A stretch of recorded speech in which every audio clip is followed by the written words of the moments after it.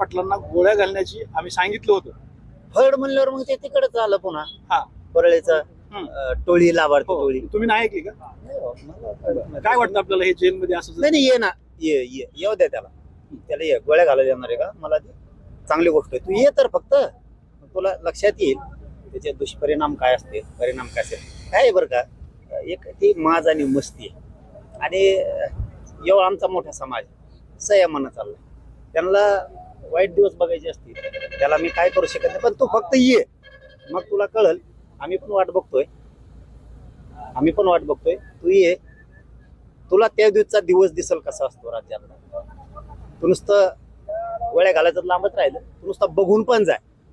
तुला उद्रेक काय असतो ना, हे डबल एकदा भारत देश बघल. उद्रेक काय असतो, रक्त कशाला सांडलं म्हणतात.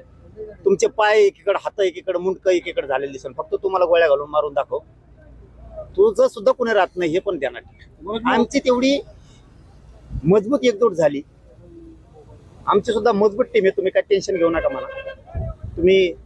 तुमच्याजवळ गोळ्या आहेत तर मराठ्याजवळ बी गोळ्या आहेत. तुमजवळ जे काय आहे ते आमच्याकडे सुद्धा मराठ्यांकडे आहे. आमच्याकडे बी कुऱ्हाडी आहेत ना. तुम्ही जर आमचे लोक मारणार असलात गोळ्या घालून, आमच्याजवळ कुऱ्हाडी आहेत, कोयते आहेत, सगळे आहे आमच्या लोकांकडे सुद्धा. तू फक्त समोर ये, तुला त्या दिवशी कळत. तुझ्या लाभार्थी टोळीचा मोरख्या बी जिथं सापडेल तिथं मरतोय का नाही बघ म्हणा. जिथं